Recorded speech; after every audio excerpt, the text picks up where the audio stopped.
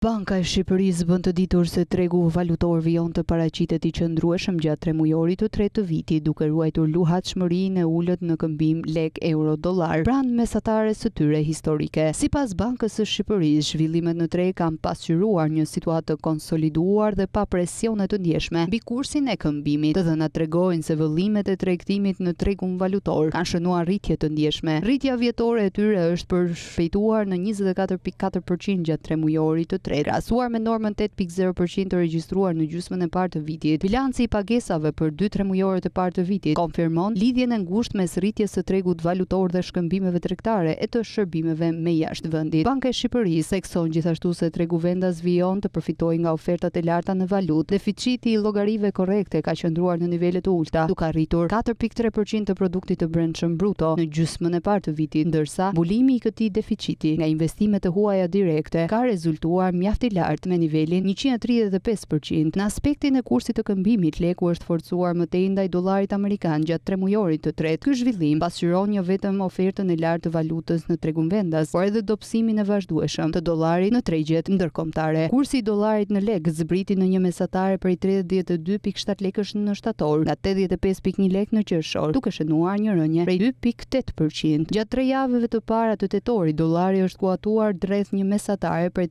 83.0 lekësh, çka përfaqëson një nivel 8.2% më të ulët krahasuar me të njëjtën periudhë të vitit të kaluar. Banka e Shqipërisë vlerëson se kushtet e qëndrueshme të tregut valutor dhe flukset e forta valutore vijojnë të mbështesin stabilitetin financiar të vendit tonë.